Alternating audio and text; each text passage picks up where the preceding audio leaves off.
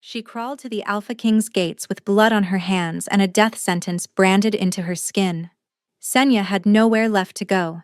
Every pack in the realm had been told she was a bond breaker, the worst crime a wolf could commit, and any alpha who found her had the right to kill her on sight.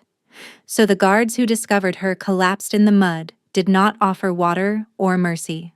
They drew their swords. "Wait," Senya rasped through cracked lips. "I seek audience with the king."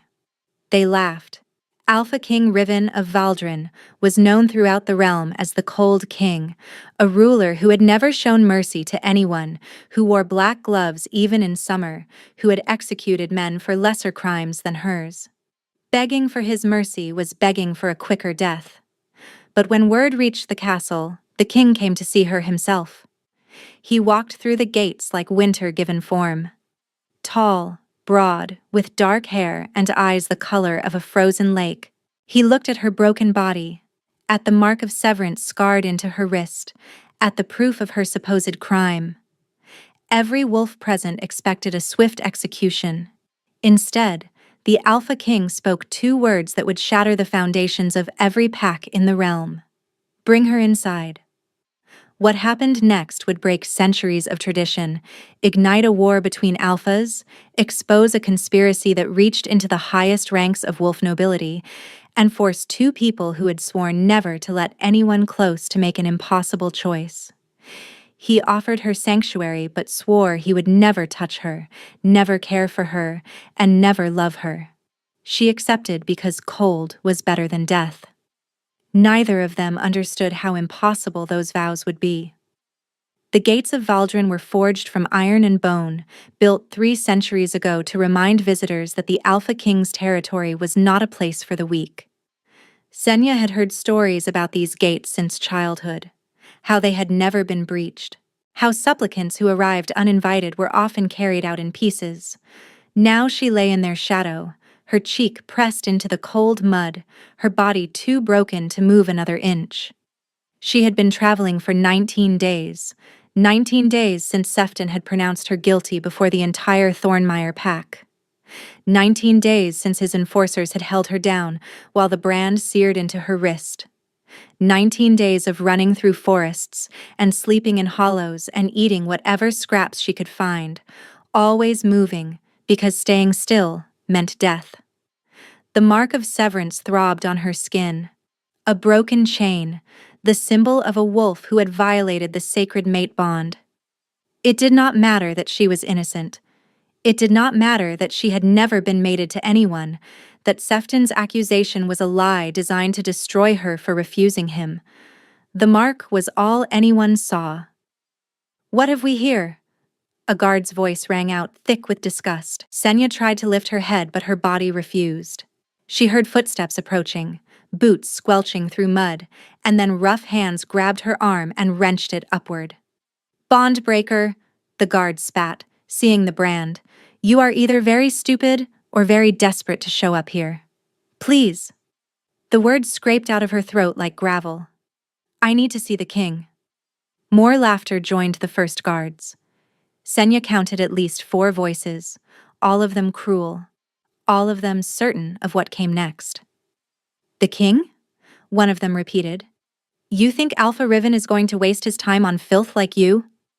Senya closed her eyes. She had known this was likely, had known that crawling to Valdrin was probably just choosing the manner of her death rather than avoiding it. But Riven was the only authority in the realm who stood above pack alphas, the only one who could overturn a conviction. "He will not care," a voice murmured in her mind. "No one has ever cared. What is happening here?" The new voice cut through the guard's mockery like a blade through silk. Deep, cold, utterly devoid of warmth. The hands gripping Senya's arm released immediately. "Your Majesty." The guard's tone transformed into servility. "We found this creature at the gates. Bond breaker by the mark of her. We were about to dispose of her." Silence fell. Senya forced her eyes open, forced her head to turn, and looked upon the Alpha King of Valdrin for the first time. He was terrifying. Not in the way Sefton had been terrifying, with his explosive rage and cruel smile. Riven's terror was quieter, deeper, like the stillness of a frozen lake that could crack beneath your feet without warning. He stood over 6 feet tall, his shoulders broad beneath a coat of black velvet, his dark hair swept back from a face that might have been carved from marble. High cheekbones, a strong jaw, lips pressed into a line that suggested they had forgotten how to smile. His eyes were the pale gray of winter ice, and they held nothing. No curiosity, no cruelty, no mercy, just emptiness. Senya noticed his hands last. They were covered in black leather gloves despite the mild autumn weather, fitted so precisely they might have been a second skin. He studied her for a long moment, his gaze traveling over her mud-caked auburn hair, the sharp angles of her dirt-smeared face, the bruises and cuts that covered every visible inch of her olive skin. Once, before the accusation, before the running, people had called her striking. High cheekbones like her grandmother, eyes the deep amber of autumn honey. But 19 days of survival had hollowed her cheeks and dimmed everything that might have been beautiful. When his eyes reached her wrist, they paused on the brand, and Senya felt a fracture spread through her chest. "This is it," she thought. "This is where I die." The king's expression did not change. He looked at her mark of severance the same way he had looked at everything else, with that terrible, hollow emptiness. "What pack?" he asked. Senya's voice emerged as barely a breath. "Thornmire, Your Majesty." "Sefton's territory." "Yes." Another pause. Senya became aware of how quiet the world had grown. The guards were not breathing. The wind itself seemed to have stilled, waiting for the king's judgment. Riven's eyes moved from her brand back to her face. For one fleeting moment, a flicker passed through those frozen depths before it vanished completely. "Bring her inside," he said. The silence that followed was deafening. "Your Majesty?" The head guard sounded strangled. "She is a bond-breaker. Pack law clearly states that—" "I am aware of pack law." Riven's tone did not change, did not rise, but a quality in it made the guard stumble backward. "I wrote most of it. Bring her inside, have the healers tend to her wounds, and prepare a chamber in the East Wing." "The East Wing?" Another guard could not contain his shock. "But that is where the noble guests—" Did I stutter? The question hung in the air like the blade of a guillotine. No one dared answer. Riven looked at Senya one final time. His expression remained as empty as before, but she could have sworn she saw calculation beneath the ice. A suggestion that this decision was not mercy at all, but a far more complicated design. "When she is presentable," he said, "bring her to my study. We have much to discuss." Then he turned and walked back through the gates, leaving chaos in his wake. Senya felt hands lifting her, gentler now, but trembling with fear. And as she was carried into the Alpha King's territory, a single thought echoed through her exhausted mind. What could he possibly want from me? She woke in a bed softer than any she had ever known. For a long moment, Senya simply lay there, convinced she was dreaming or dead, because nothing in her life had ever felt like this. Clean sheets against her skin. Warmth seeping into bones that had been cold for weeks. The absence of fear, if only for a few heartbeats. Then memory crashed back. The gates. The guards. The king with his empty eyes and gloved hands. Senya sat up too quickly and her vision swam. She gripped the edge of the mattress until the dizziness passed, then took stock of her surroundings. The chamber was larger than her entire family's cottage in Thornmire. Rich tapestries covered the stone walls, depicting wolves running through moonlit forests. A fire crackled in the hearth despite the mild weather, filling the room with warmth. Her torn and filthy clothing had been replaced with a simple but well-made dress of dark blue wool. Someone had bathed her while she was unconscious, washed the mud and blood from her hair, and bandaged the worst of her wounds. Her wrist still bore the mark of severance. Nothing could wash that away. A knock sounded at the door. sharp and businesslike. "Enter," Senya said, her voice steadier than she felt. A woman stepped inside. She was middle-aged with steel-gray hair pulled back severely from a stern face, and she wore the uniform of senior household staff. Her eyes swept over Senya with professional assessment and no warmth whatsoever. "You are awake. Good. The king will see you now." No introduction, no explanation. The woman simply turned and walked out, clearly expecting Senya to follow. Senya stood on unsteady legs and obeyed. What choice did she have? The walk to the king's study took them through corridors that seemed designed to intimidate. Vaulted ceilings, portraits of ancient Alpha Kings staring down with cold authority. Guards posted at every junction who tracked Senya's movement with barely concealed hostility. Word had clearly spread about what she was. "They hate me already," she thought, "and they do not even know me." The study doors were massive, carved from dark wood and reinforced with iron. The stern woman knocked twice, waited for a response Senya could not hear, then pushed them open. "The bond breaker, Your Majesty." She practically shoved Senya inside and closed the doors behind her. The king's study was exactly what Senya would have expected. Books lining every wall, ancient and leather-bound. Maps spread across a massive desk, held down by weights shaped like wolf skulls. A fire burning low in the hearth. And there, standing by the window with his back to her, was Riven. He did not turn immediately. Senya stood in silence, watching the rigid line of his shoulders, the way his gloved hands were clasped behind his back, the slight tension in his posture that suggested he was very aware of her presence even without looking. "Do you know why I brought you here?" he asked finally. Senya swallowed. "No, Your Majesty. Neither do I." He turned then, and Senya felt the weight of his gaze like a physical force. In the daylight streaming through the window, his features were even more striking than they had been at the gates. Sharp and cold and impossibly perfect, like a sculpture that had never learned human warmth. "You should be dead," he continued flatly. "Pack law demands execution for bond breakers. Every alpha from here to the northern mountains would tell me I am within my rights to have your head mounted on my walls." Senya's hands trembled at her sides, but she forced herself to hold his gaze. "Then why did you not?" A flicker crossed his face. That same unidentifiable expression she had seen at the gates, there and gone before she could name it. "I have my reasons." He moved from the window to his desk, putting the massive piece of furniture between them like a barrier. "Reasons I am not inclined to share. What you need to understand is this. I am offering you sanctuary within Valdrin's walls. No alpha can touch you here. No enforcer from Thornmire can drag you back to face whatever punishment Sefton has planned.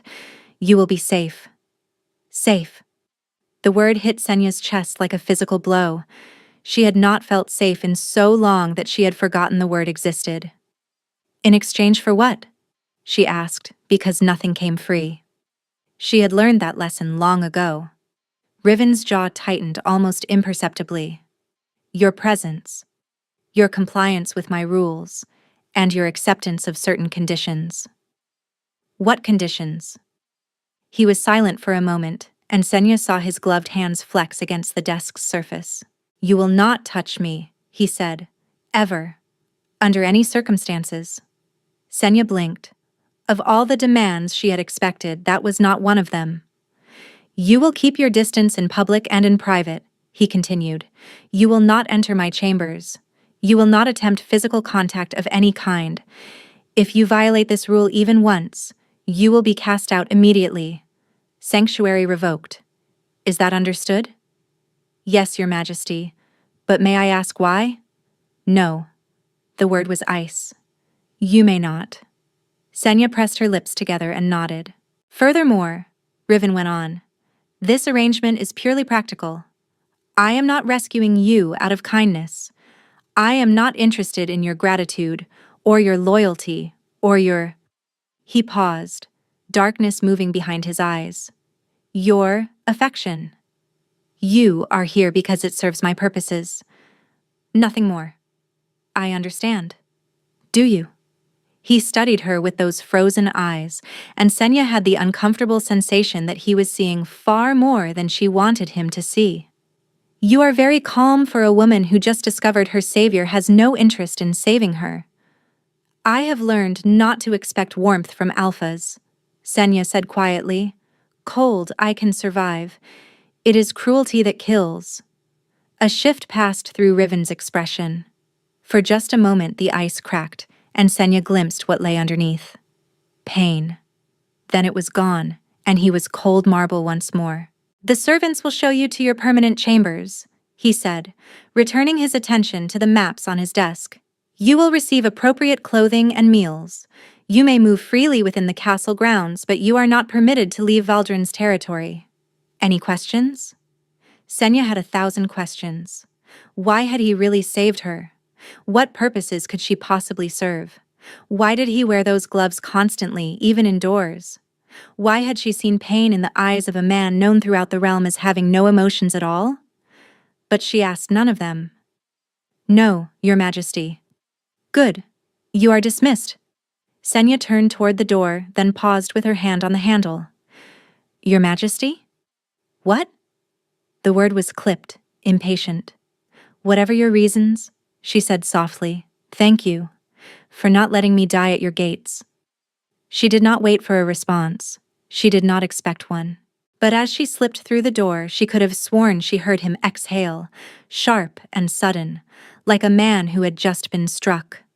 Word spread through the castle like wildfire. By evening, every servant, guard, and noble in residence knew that the Alpha King had granted sanctuary to a convicted bondbreaker. By the following morning, ravens had carried the news to every major pack in the realm. Senya felt the weight of their stares everywhere she went. She had been given a chamber in the east wing, smaller than the room where she had first woken, but still luxurious beyond anything she had known. The servants who brought her meals refused to meet her eyes. The guards posted in the corridors tracked her movements with open suspicion. 3 days passed in this strange isolation. Senya explored what little she was permitted to explore. A small garden courtyard, the castle's vast library, the training yards where she watched warriors spar from a safe distance. She saw the king only once, crossing a corridor far ahead of her, his dark coat billowing behind him like a shadow given form. He did not look in her direction. On the 4th day, everything changed. Senya was in the library when the doors burst open, and a man strode in flanked by 2 armed guards. He was tall and golden-haired, handsome in a sharp-edged way, and he wore the insignia of a messenger from a foreign pack. Thornmeyer's insignia. Senya's blood turned to ice. There you are. The messenger's lip curled when he spotted her. So it is true. The bondbreaker lives. Senya rose slowly, her heart hammering against her ribs. I have sanctuary here. For now. The messenger's smile was cruel. Alpha Sefton demands your return. He has sent formal petition to King Riven, invoking the Treaty of Pact Justice. You are a criminal who fled lawful punishment. Valdrin is required by ancient law to surrender you. The words hit Senya like physical blows. She had known Sefton would not simply let her go, but she had not expected it so soon. The king granted me protection, she managed. The king overstepped. The messenger moved closer, triumph gleaming in his eyes. Pack law supersedes royal preference, everyone knows that. That is quite enough. The new voice came from the doorway, cold and sharp as a blade unsheathed. Senya turned to see Riven standing at the library's entrance, his expression carved from stone. The messenger immediately dropped into a bow, though his smile did not fade. Your Majesty, I bring formal petition from Alpha Sefton of Thornmeyer, demanding the return of the criminal Senya to face.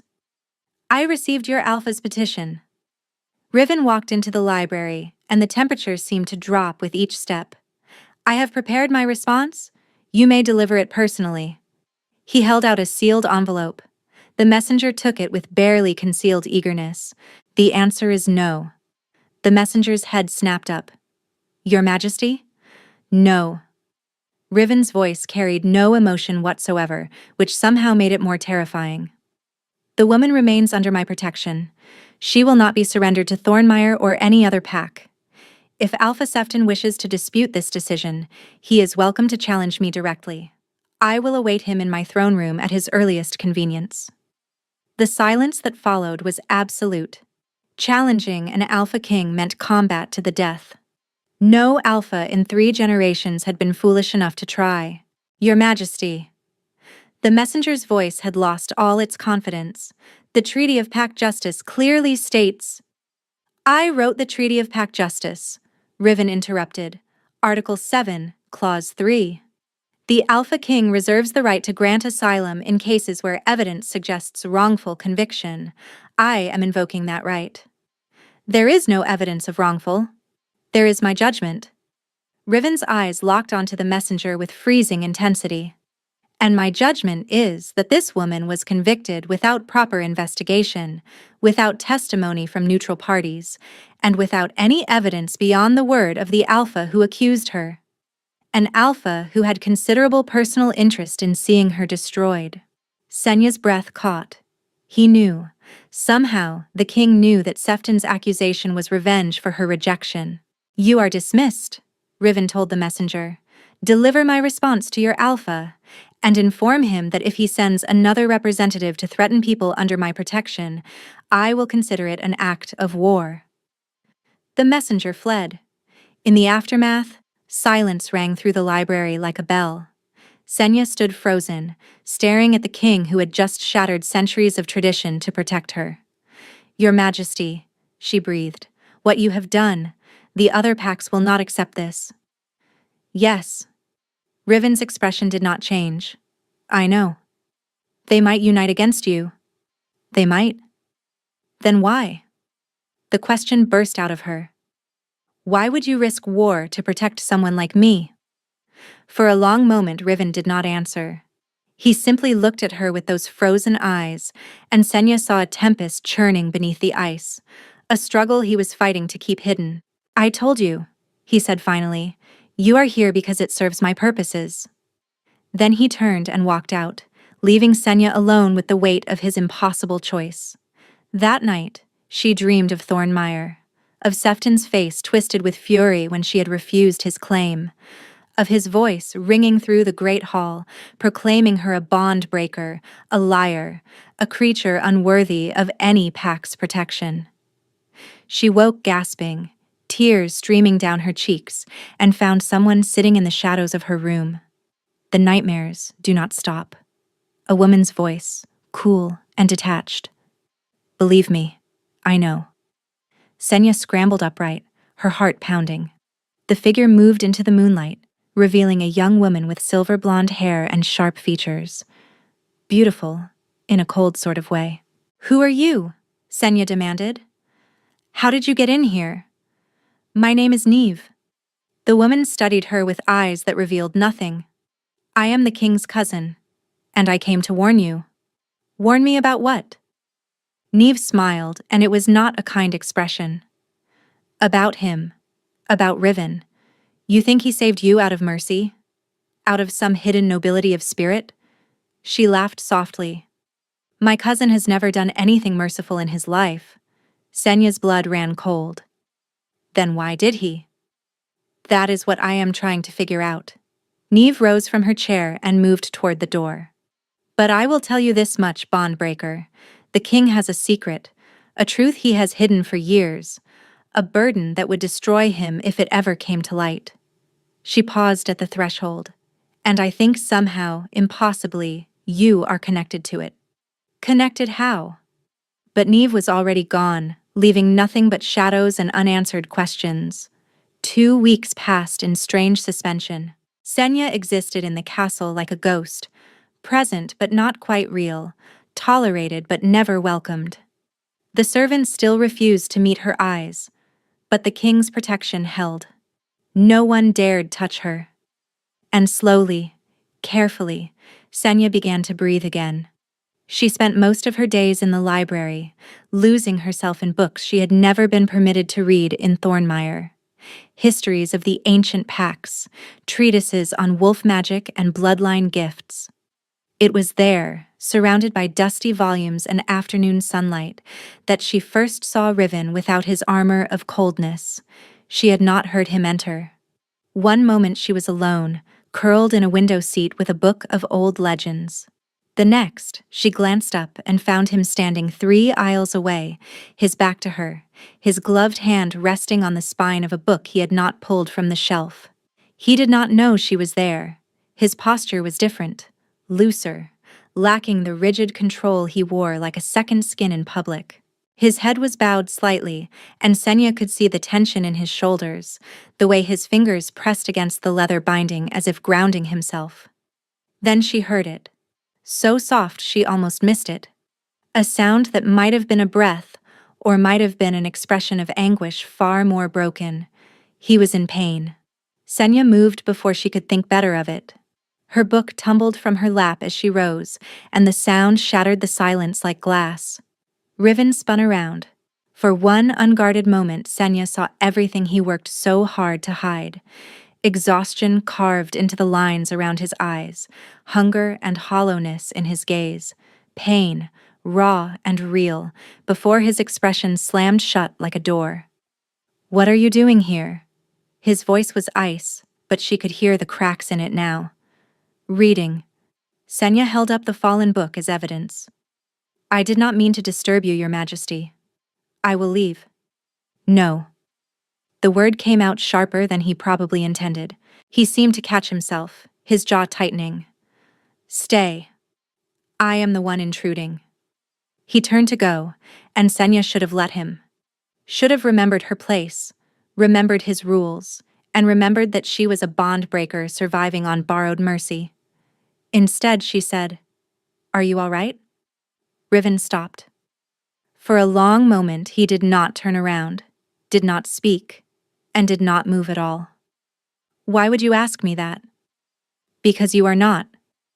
The words came out before she could stop them. "You try to hide it, but I can see. You are hurting." Slowly he turned.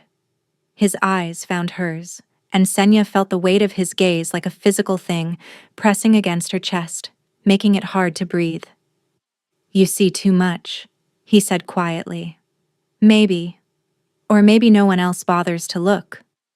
A flicker crossed his face, pain mixed with longing. "You should be afraid of me," he said. "Everyone else is." "I have known true cruelty." Senya met his gaze without flinching. "You are cold, but you are not cruel. There is a difference." Riven stared at her as if she had spoken in a language he did not understand. Then, so softly she almost missed it, he laughed. Not a warm sound, not joyful, but real in a way nothing else about him had been. "You are either very brave or very foolish." "Probably both." Another pause. Then Riven moved closer, stopping just outside arm's reach, and studied her with an intensity that made her skin prickle. "The nightmares," he said. "Do you still have them?" Senya's breath caught. "How did you know about?" "The servants talk. They say you cry out in your sleep, that you wake screaming for someone to believe you." Heat flooded her cheeks. "I did not realize I was disturbing anyone." "You are not." His voice had softened almost imperceptibly. "I simply noticed." They stood in silence, and Senya became acutely aware of how close he was.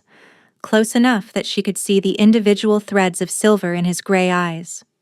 Close enough to notice the slight tremor in his gloved hands. Close enough that if she reached out, she could touch him. She remembered his rule. No contact. Ever. "Your Majesty," she said carefully, "may I ask you a question?" "You may ask. I may not answer." "The gloves. Why do you always wear them?" His expression shuddered immediately, all that brief openness disappearing behind walls of ice. "That is not a question I will answer." "I am sorry. I should not have—" "No." He cut her off, his voice strange and strained. "You should not have." He turned and strode toward the door, his coat billowing behind him. But at the threshold, he paused. "The nightmares," he said without looking back. "They fade eventually. Not completely. Never completely. But enough that you can breathe again." Then he was gone, leaving Senya with the unmistakable sense that the Alpha King knew far more about nightmares than any ruler should. 3 nights later, the other Alphas arrived for a summit. Senya watched from a hidden gallery as Riven faced 5 of the most powerful pack leaders in the realm, all demanding her surrender. He refused them all.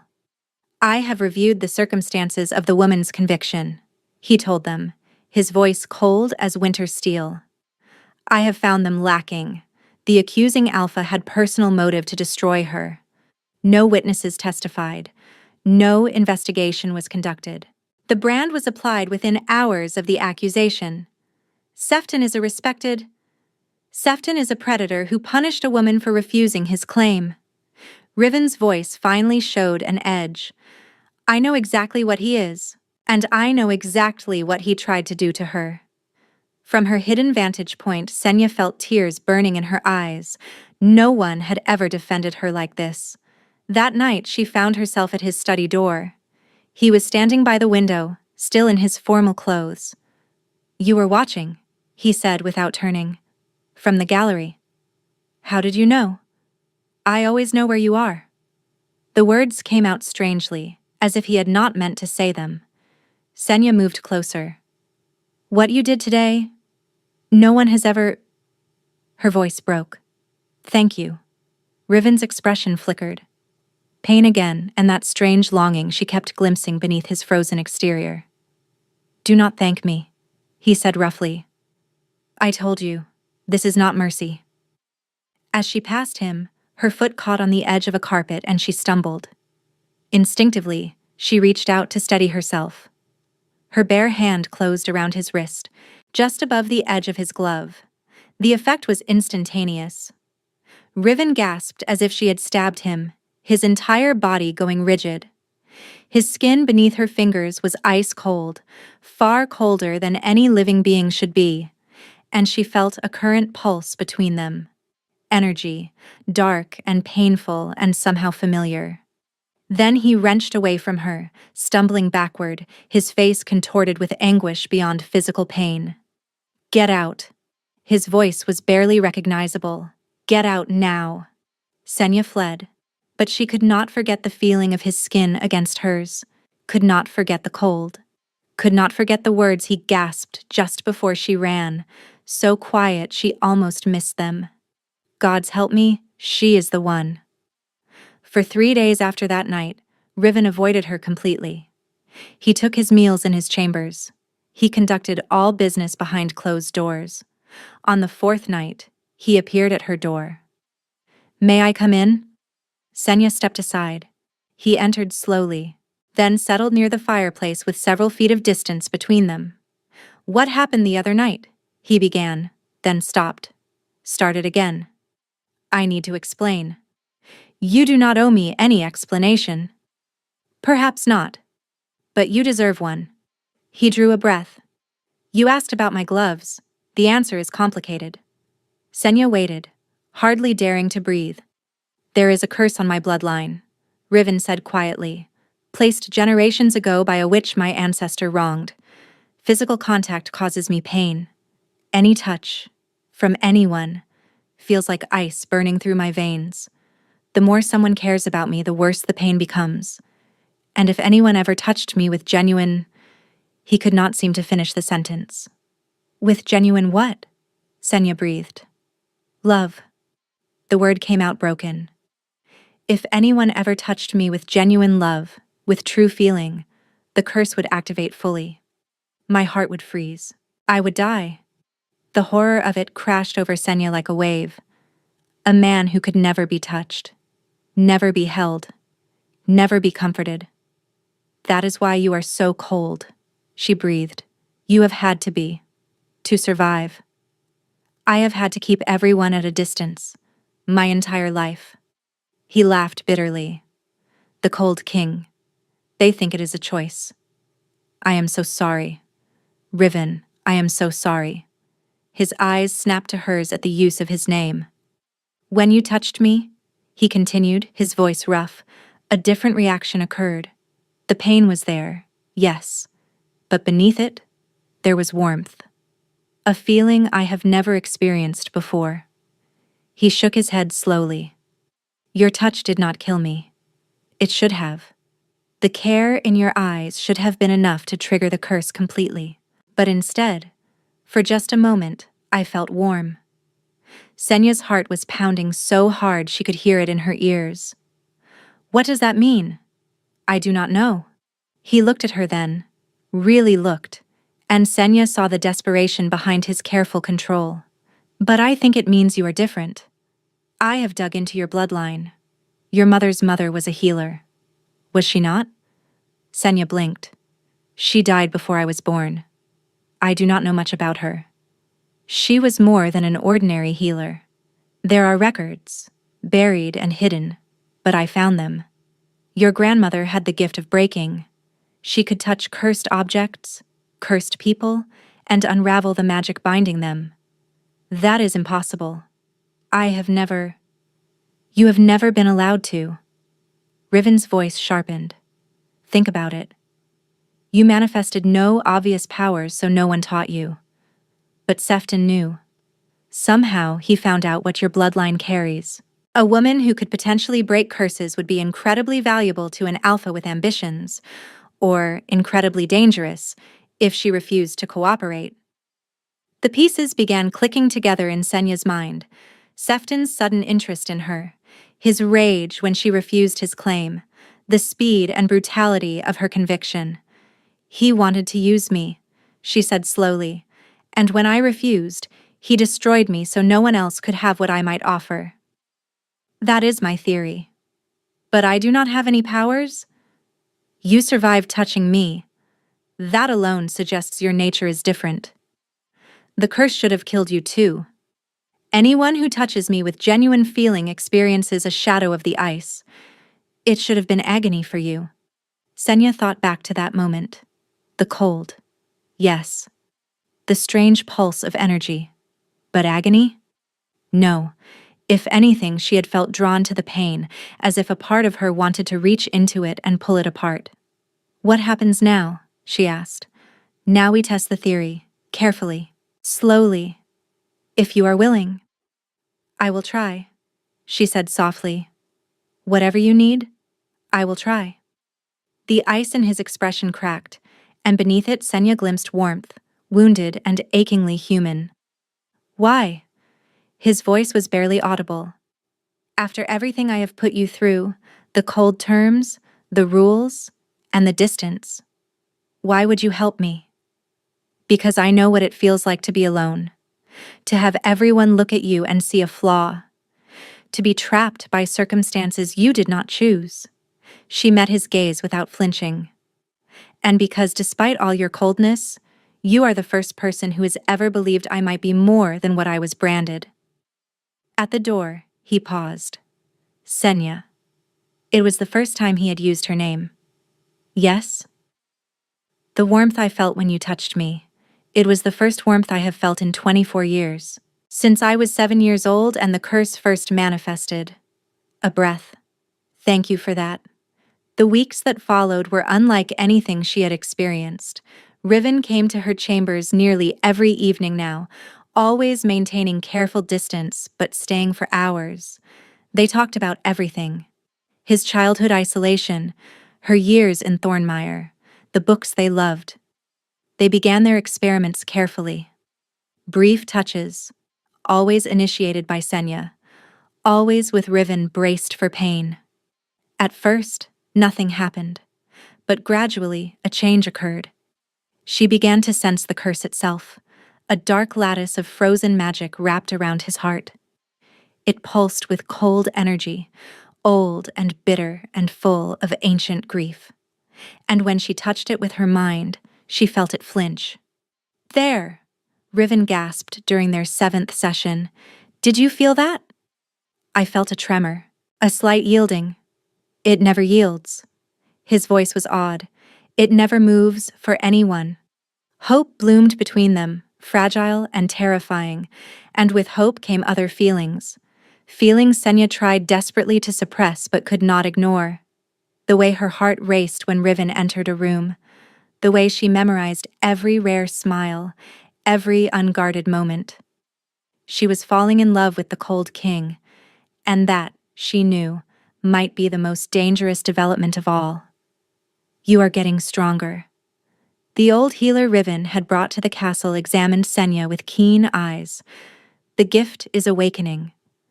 Senya sat in her chambers while Mayera, an ancient woman who had trained with her grandmother decades ago, assessed her progress. 3 months had passed since that first accidental touch. How much stronger do I need to be? Senya asked. To break the curse? Mara's expression grew somber. The curse is ancient and deeply rooted. Breaking it would require immense power. She paused. And it would require a willing sacrifice. The curse was born from betrayal and grief.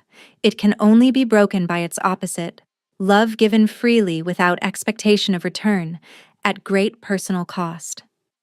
That night, Riven came to her chambers, but his manner was different. He seemed agitated, pacing rather than settling. The council met today, he said finally. They have been pressuring me for months. About what? Marriage. They want me to produce an heir.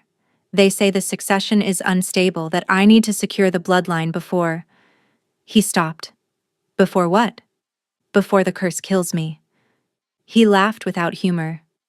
They do not know about the curse specifically, but they know a wrongness exists. They can see me deteriorating. The ice spreads a little further every year. My father was dead by 40, his father by 38.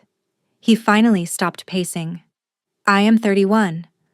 Senya's heart clenched. How long do you have? Years, perhaps.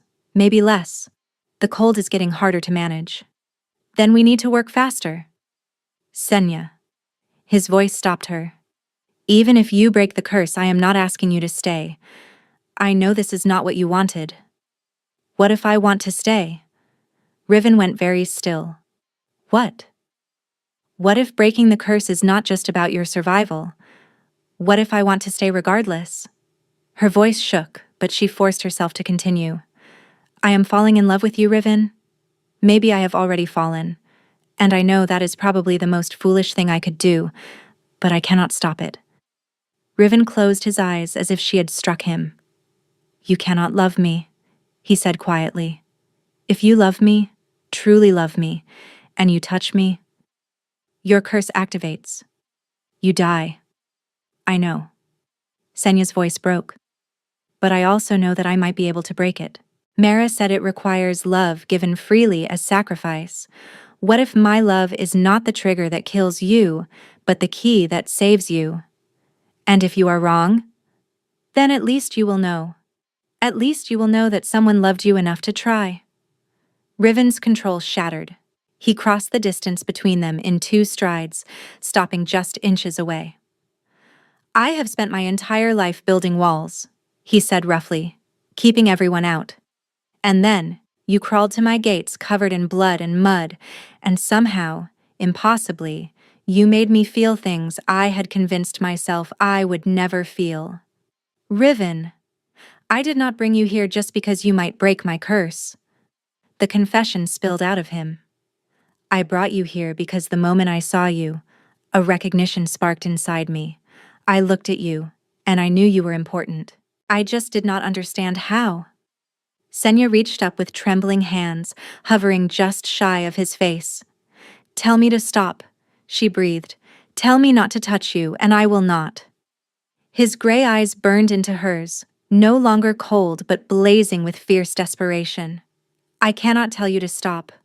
Gods help me. I want you to touch me more than I have ever wanted anything. Senya pressed her palms to his cheeks. The cold hit her first, searing and deep, shooting up her arms like frozen lightning. She felt the curse rear up, felt it recognize the threat she posed. But beneath the ice she felt warmth, buried deep, fighting to reach her, and she felt her gift respond. Power surged through her, instinctive and wild, pouring into the frozen lattice around his heart. She pushed against the curse, felt it crack, and felt it begin to give. Senya. Riven's voice was strained. A change is happening.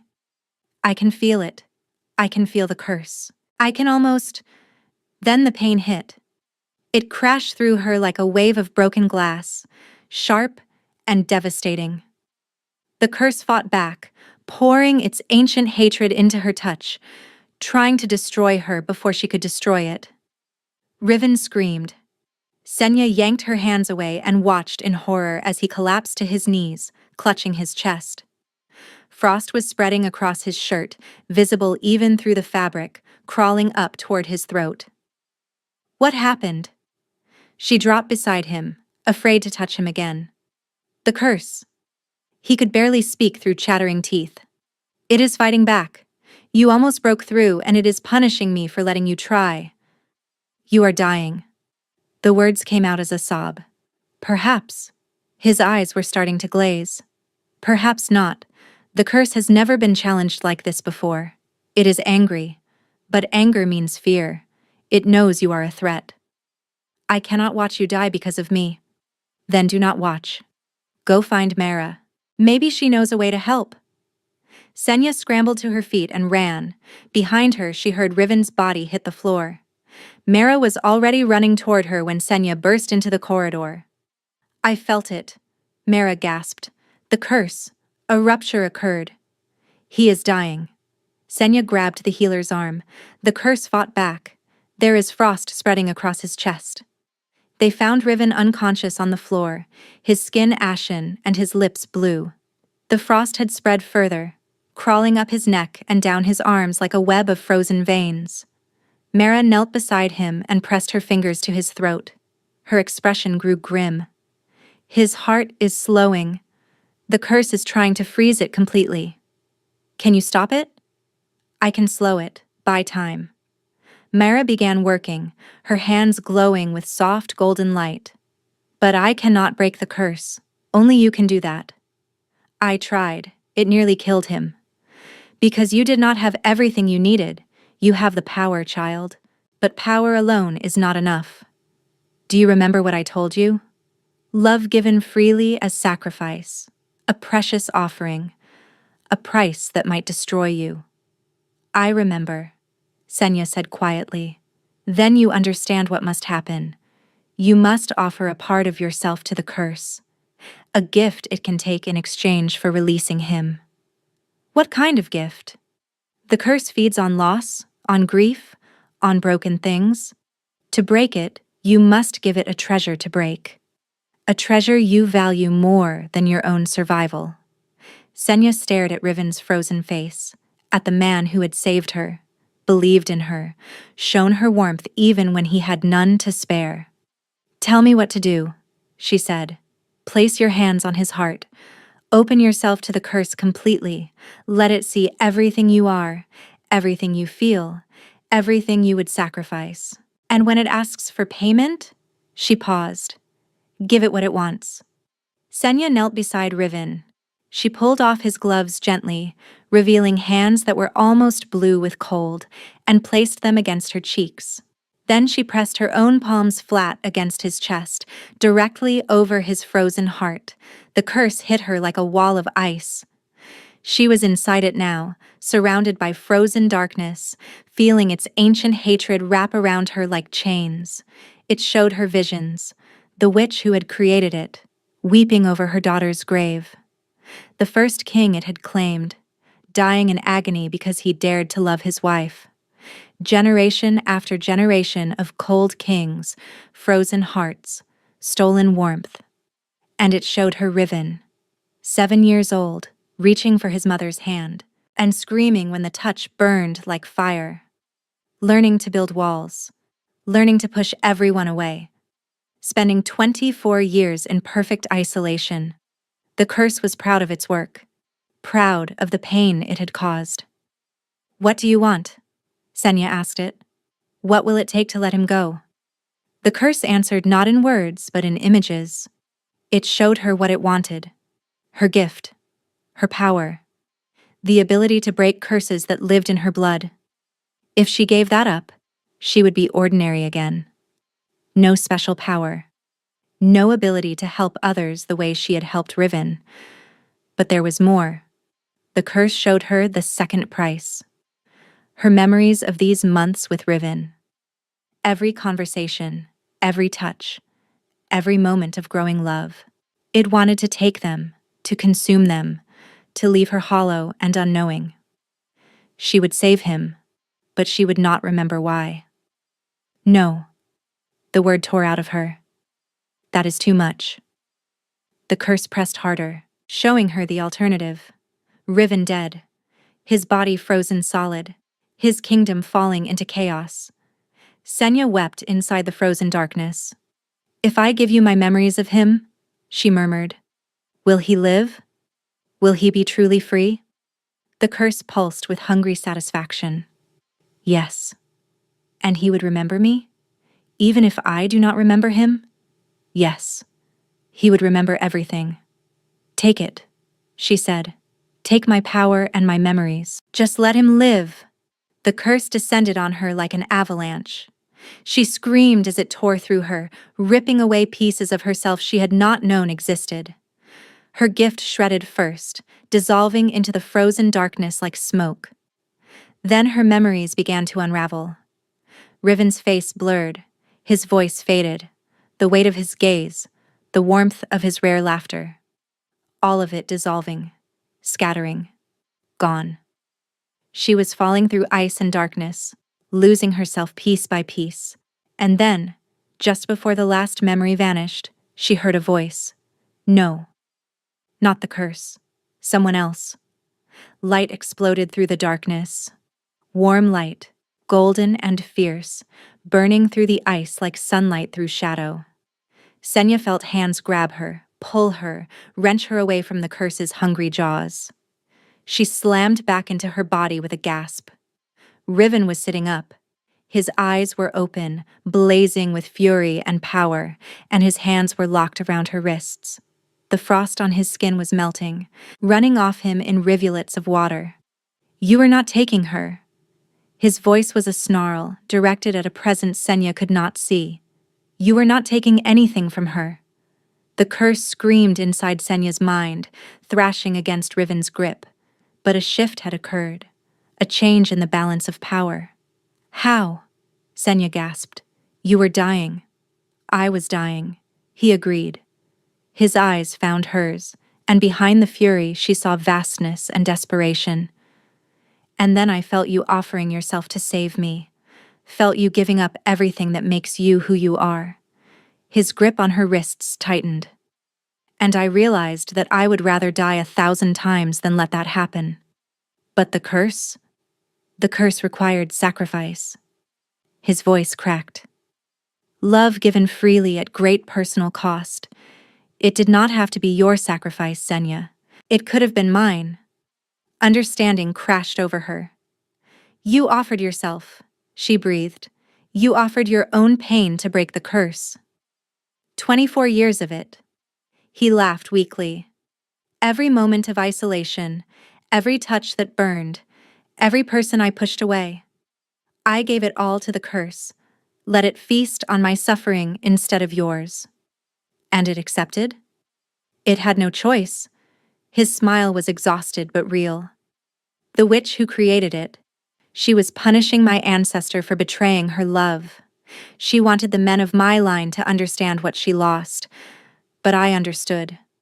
For the first time, a king of Valdrin truly understood what it meant to love someone so much that losing them would be unbearable." His thumb traced circles on her wrist. "I understood because of you." Senya was crying. "You could have died." "I almost did. But then a miracle happened. When I offered myself, you were still connected to me through your gift, still pouring your power into the curse even as it tried to devour you. And somehow, together, we were enough. My suffering and your power, combined. It broke." "It broke," Senya repeated dumbly. "The curse is gone." Riven lifted their joined hands, and Senya realized with a shock that she could feel his skin. Warm skin. Living warmth instead of deathly cold. For the first time in my life, I am not frozen. Mayra made a sound that might have been a sob or a laugh. Impossible, the old healer said quietly. The curse was unbreakable. Everyone said so. Everyone was wrong. Riven rose to his feet, pulling Senya up with him. He was unsteady, trembling with exhaustion, but he was alive. He was warm. He was free. Everyone underestimated what two people could do when they stopped trying to sacrifice themselves alone and started fighting together. Senya stared at him, still processing what had happened. Her gift. She reached for it instinctively and found it still there, battered but intact. The curse had begun consuming it but had not finished before Riven intervened. And her memories. She searched for them frantically. Firelight conversations, rare smiles, the first time he said her name, all still there, all still hers. I thought I lost you, she breathed. I thought the curse took everything. It tried. Riven cupped her face in his bare hands, his warm hands, and looked at her with eyes no longer frozen. But some things are stronger than curses. Some things cannot be taken no matter how much darkness tries to consume them. What things? He smiled. A full smile, unguarded and free, more beautiful than anything she had ever seen. Love, he said simply, given freely, fought for, chosen again and again even when it hurts. Then he kissed her. His lips were warm. His hands were warm. His whole body pressed against hers was warm, and Senya melted into him with a sob of relief and joy. The next morning, Senya woke to warmth. Riven's arms were still around her, his heartbeat strong against her back. She lay still for a long moment, savoring the simple miracle of it. Then reality intruded. Shouting echoed from deep in the castle. Running footsteps, the clash of steel. Riven was awake instantly, rolling out of bed with predatory grace. His eyes were sharp as he reached for the sword mounted above the fireplace. A guard stumbled through the door, blood streaming from a wound on his temple. Your Majesty, the castle is under attack. Alpha Sefton. He has brought warriors from 3 packs. They breached the eastern wall. Senya's blood turned to ice that had nothing to do with any curse. How many? Riven demanded. At least 200. Maybe more. They are saying the curse is broken, that you are vulnerable now. Sefton is proclaiming himself the new Alpha King. Riven's expression went cold in a way Senya recognized. Not the frozen emptiness of the curse, but the calculated fury of a warrior preparing for battle. Senya grabbed his arm. You cannot face 200 warriors. I can face anything, but I need you safe. The passages beneath the castle lead to the forest. No. The word came out harder than she intended. I am not running. Not from Sefton. Not ever again. Senya, if he captures you, then I will die fighting. She met his gaze without flinching. I spent 19 days running from that man. I am not going to hide in a tunnel while you face him alone. Riven stared at her for a long moment. Then a smile tugged at his lips. You are going to be a terrifying queen, he said. I have not agreed to be queen yet. You will. He pressed a quick kiss to her forehead. But first, we survive this. They made their way through the castle together, following the sounds of battle. The throne room was a fortress. Perhaps 40 of Riven's warriors had gathered there, forming ranks before the ancient throne. Before anyone could settle into position, the throne room doors exploded inward. Sefton stood in the wreckage, flanked by his enforcers. He was exactly as Senya remembered. Golden-haired and handsome, with a smile that promised cruelty masked as charm. There you are. His voice echoed through the chamber. My runaway bondbreaker. I have been looking forward to finishing what we started. Riven stepped forward, placing himself between Senya and Sefton. You are in my throne room. Uninvited, With armed warriors. That is an act of war. War? Sefton laughed. This is justice. You harbored a convicted criminal. You violated the Treaty of Pact Justice. The treaty allows for royal asylum in cases of wrongful conviction. Wrongful conviction? Sefton's eyes flickered with darkness. The woman is a bond breaker. She destroyed her mate to avoid her obligations. She was never mated. Riven's voice cut like a blade. She never broke any bond. You accused her falsely because she refused to be claimed by you, and then you branded her before anyone could investigate the truth. Murmurs rippled through the assembled warriors on both sides. Lies, Sefton snarled. The truth. Riven's voice rose, carrying to every corner of the chamber. And I will tell you another truth. You knew what she was. You knew her bloodline carried valuable power. You tried to claim her to use that power for yourself, and when she refused, you destroyed her so no one else could have what you could not possess. You have no proof. I have records. My archivists found correspondence between you and a black market trader in magical bloodlines. Letters discussing the value of a Cursebreaker's gift. Plans to breed the power into your own line through forced mating. Sefton's face went white. Those documents were stolen. They mean nothing. They mean everything. They mean you committed fraud against pack law.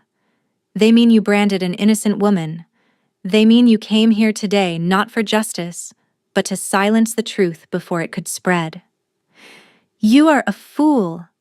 Sefton's composure cracked completely. Even if everything you say is true, it does not matter. I have 200 warriors. You have 40. When this is over, there will be no one left to tell your version of events. You are wrong. The new voice came from the doors. Senya turned to see Neve standing in the entrance, her silver blonde hair streaming behind her, flanked by warriors wearing unfamiliar colors. What is this? Sefton demanded. Reinforcements. Neve walked into the throne room, her bearing regal.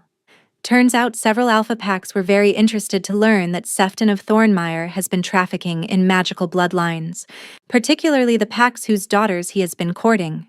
She smiled coldly. Amazing how quickly political alliances shift when people learn their potential son-in-law has been secretly planning to breed power through forced mating. Behind her, more warriors poured into the chamber. 50, 100. More than enough to turn the tide. Sefton's forces began to waver. This changes nothing. Sefton drew his sword. I will kill you myself if I have to, Riven. He never finished the sentence. Riven moved faster than Senya's eyes could follow. One moment he was standing still. The next, his blade was pressed against Sefton's throat. You are wrong about one more thing, Riven said quietly. She is not a Cursebreaker. She is my mate. My chosen queen. And if you ever speak of her again, I will remove your tongue before I take your head. Sefton's sword clattered to the ground. His warriors threw down their weapons. The battle was over before it truly began. In the aftermath, as Sefton was dragged away in chains, Neve approached Senya. I warned you about him once, she said, about his secrets. I remember. I was trying to protect him. He is my family. Difficult as he is. Her voice softened almost imperceptibly. Now I think caring for you might be the thing that saved him. I think you might be good for this kingdom, Senya of Thornmire. Then she walked away. 6 months later, Senya stood in the Cathedral of Valdrin, dressed in white, preparing to become queen. Sefton himself was gone, executed for his crimes after a trial that laid bare every dark secret he had hidden. Senya had not watched the execution. She had no desire to see more death.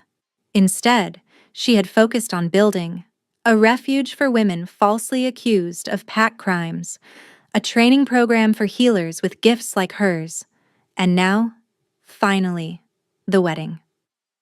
Riven waited at the altar, wearing formal black, his dark hair swept back from a face that had learned to smile in the past 6 months. He watched her approach with an expression of such open adoration that Senya felt tears prick her eyes. When she reached him, He took her hands in his, warm hands, hands that could touch her without pain. "I love you," he murmured, low enough that only she could hear.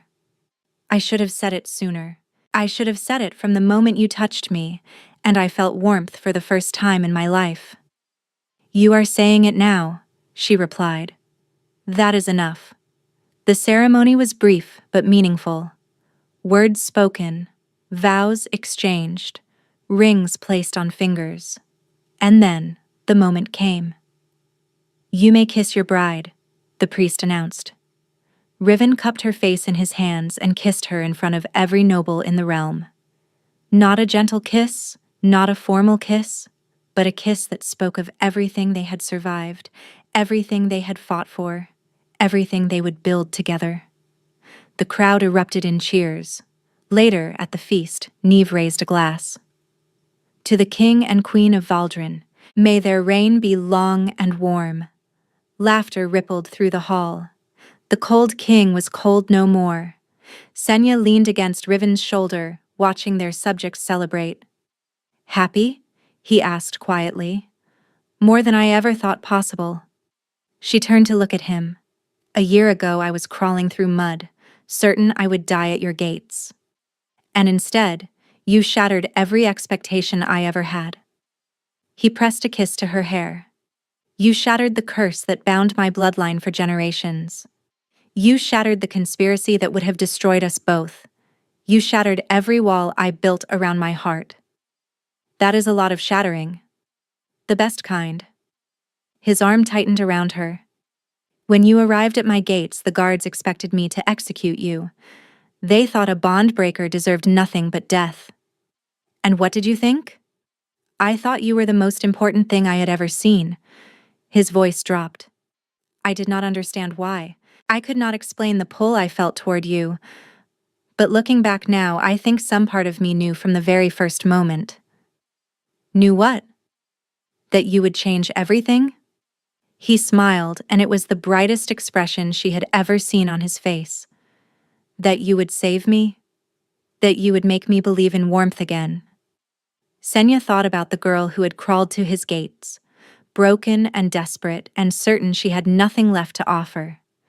That girl could never have imagined this moment. "I came here begging for mercy," she said softly. "I never expected to find a home." "You did more than find a home." Riven turned her to face him fully.